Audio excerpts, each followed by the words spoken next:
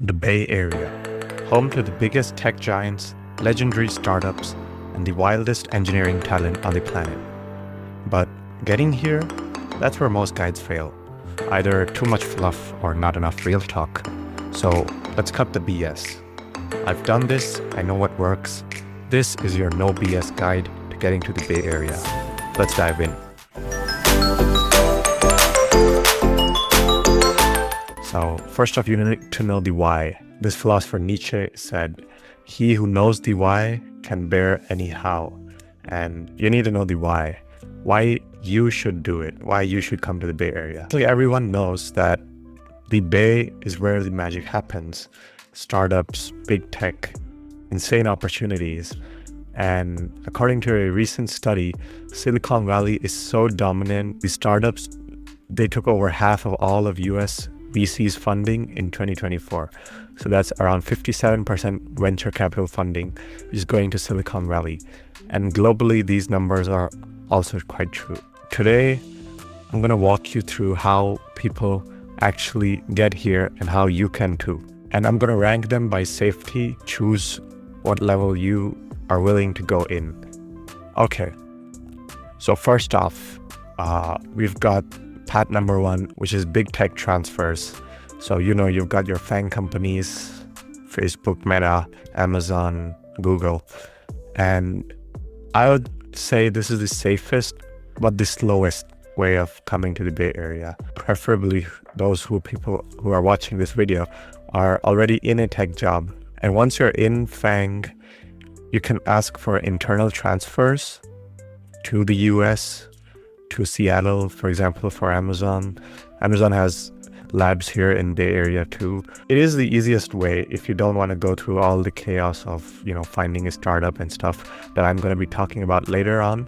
But the fact is that many people want to go through this route. It is one of the most comfortable ways for people to come to the US, specifically to the Bay Area, because you just need to show up, do your work, get a promotion, have a good relationship with your skip level manager, with your manager, show them value in what you do and why they should send you to the Bay Area. The downside is basically it might take lots of years, some years, depending on your company. At Amazon, it was like 2.5 years to become SD2. And then 9 months after you're an SD2, can you move to the US basically. But the upside is that there's less of a visa struggle. So it's not a lot of risk and you have a stable income because you're moving through FANGs. I do know many people who move to SF, to the surrounding Bay Area by asking their manager.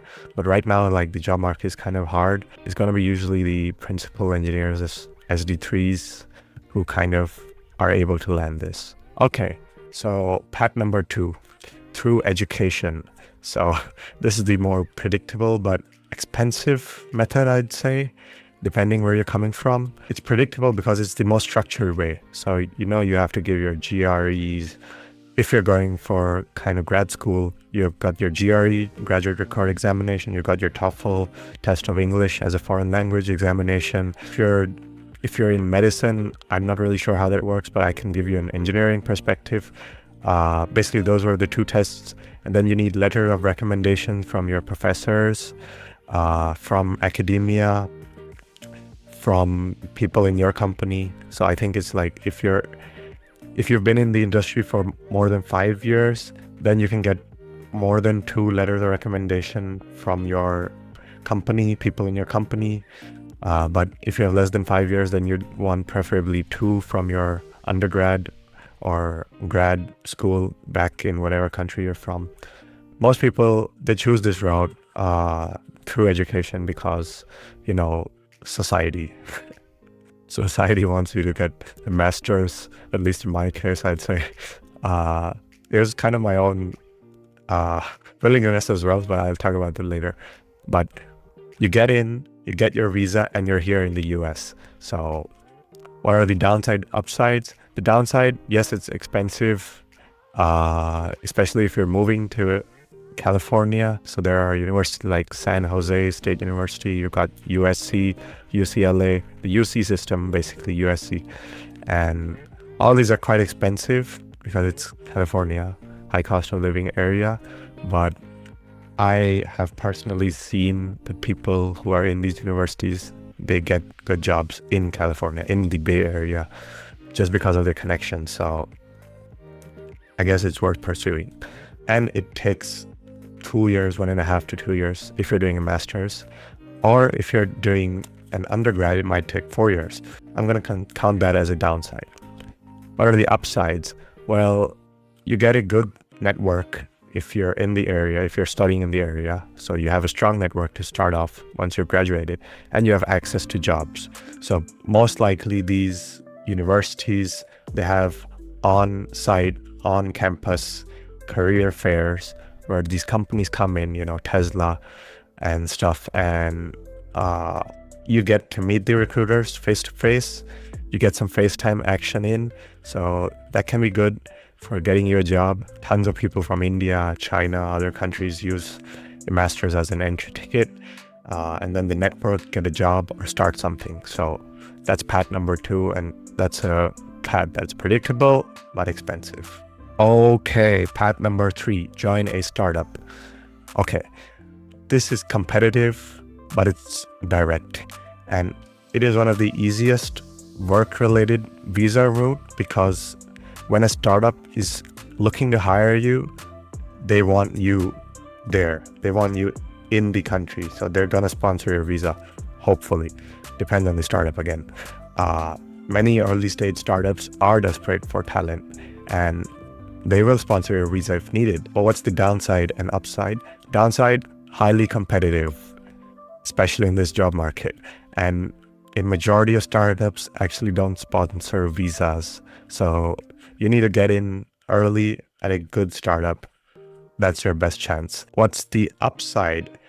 You start working in the Bay without needing to spend money in grad school or, slogging time in big tech, pleasing people. I kind of chose this path, but I went through the master's path. So I did my master's and then I got into a startup. But I have friends who've actually applied to startups and they've got really good paying jobs over here in SF, Palo Alto. But the thing is that their resumes were like 100% aligned with what the job role was. So their specializations were perfectly aligned with what the recruiters were looking for these startups. And that's why I say it's so competitive. But if you can crack this, it's really good. Okay, path number 4. So boot camps or fellowships. And they're kind of like a shortcut if you're skilled. So there are programs like Recurse Center in New York. There are other options like On Deck, South Park Commons, Indie Hackers, Meetups. It's basically if you're like high skill but lack connections, it's kind of like a shortcut. What are the downsides? There's no guaranteed outcome that you're gonna get a job, up to how the cards are dealt to you. But the upside is that you get plugged into the startup ecosystem quite fast. So I personally know people who went through boot camps or such, and they're here in Bay Area because skills matter at the end. And these people, they got into startups, so it makes sense. Their skills are what got them in. So it's kind of like a blend of path 3 and path 4, but this is one of the paths worth considering. Okay, path number 5, networking and becoming high demand. This is actually a long-term strategy, but it's quite uncertain. So I'll call it long-term because you always want to be networking in your career. I mean, there's no downside to networking. There's only an upside. And your skills matter. They do matter. But who you know actually matters more. And if you're in big tech, as I said, you can transfer. If not, you can start networking in the Bay remotely. But what's the downside? You might have to grind for months or years before landing a gig here. And that's just how it is. The upside, if you do show your work, companies will find you. I mean, there are recruiters. I had a recruiter call me when I was back in Chicago, and they were looking for someone to join this VC, early stage VC, and it was basically a software developer role. He was a contact on LinkedIn. So that's just how they found me. And they just scheduled a call. We got on their call. I didn't end up going through the process for a few rounds. It wasn't really aligning with what I wanted at the time, but hey, if it works, it works. You can just start writing on Twitter, LinkedIn, get noticed, get some traction, and that's how you can network. Otherwise, just go to these startup mixer events. If you have any near you, there are people who are always on the lookout for a co-founder, which leads into path number 6. So this is becoming a co-founder yourself. So it's high risk, high reward, but it is a path worth considering. You can find a technical or business co-founder, and people do apply to startup incubators / accelerators such as YC, Y Combinator, which is kind of like the golden ticket to Bay. Once you're in, then everyone knows you. What's the downside? 99% of startups fail. Source, trust me, bro. Okay, I should find this source for this. But actually finding a great co-founder is tough. You're going to be spending a lot of time with this person. You're going to spend a lot of time close to them. So you actually need to be quite in synergy with them. Kind of need to complement each other. If you're pessimistic, they need to be optimistic. If you're optimistic, they need to kind of chain you down to earth. So it's hard, but hey, if you can do it, the upsides are you control your destiny. Some people cold DM potential co-founders and they end up with a YC funded startup. So it's completely possible to go through this route. And that brings us to the last path, which is just move here. It's highest risk, but it is the fastest.